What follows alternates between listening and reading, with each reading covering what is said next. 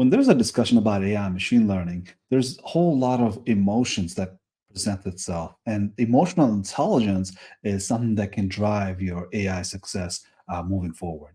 So as you're moving forward with emotional intelligence, one thing you will realize is artificial intelligence is not about uh, AI or data or databases. It's actually about the people. And if you have the right people in the discussions with you, you have nothing to gain other than the successful AI deployment, right?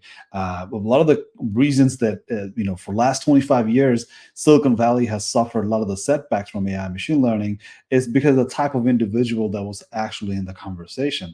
They were driven not by zeros and ones, but they were driven by their emotional intelligence. And their emotional intelligence was not something that was appropriate or didn't match the deliverable that was artificial intelligence.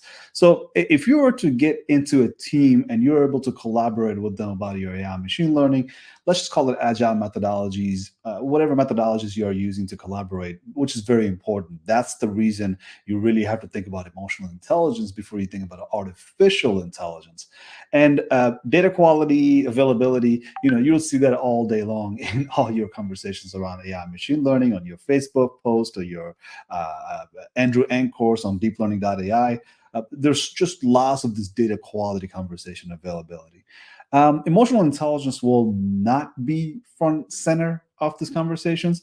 When they are, I really do appreciate it because that's what makes the biggest difference in your artificial intelligence journey is to have emotional intelligence as part of your framework.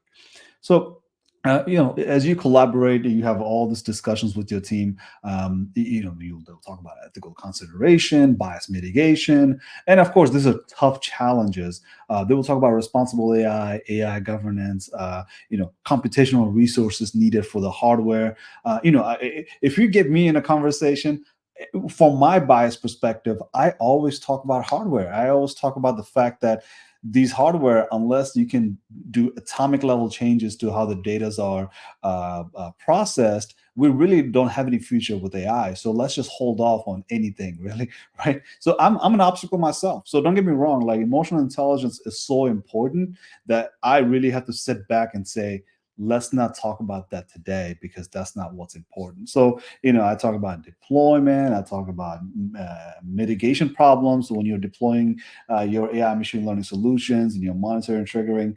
But one topic that I really need to emphasize more from myself and emphasize more with the people that I work with is the fact that it's interoperability and performance trade-off.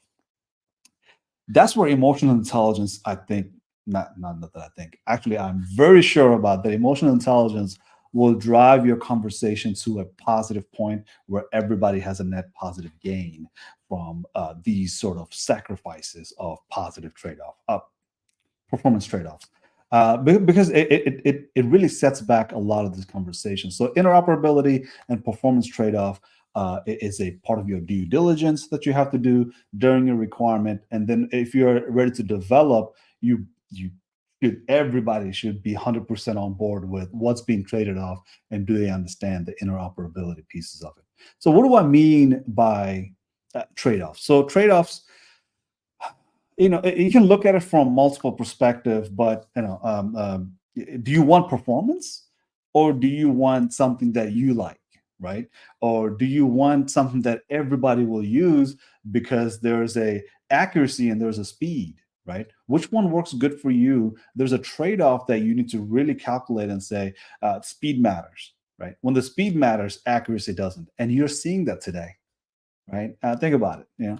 You're seeing that today. You're seeing the speed. You're not seeing the accuracy, and accuracy does require that. There's a trade-off, right? When you have a performance, and then you're taking it a little bit higher and thinking like, if there's a performance, can it be interoperable? This is the scalability. There's a sustainability. So we do a weekly webinar of KISS, keep it scalable and keep it sustainable. So come to our webinar. We do it every week. We take all your questions, all your comments, look through your use cases, break it down, because the corner use cases are far more important than your central use cases. Or in another word, your common sense use case is where you want to work towards from the blast radius away from that common sense use case.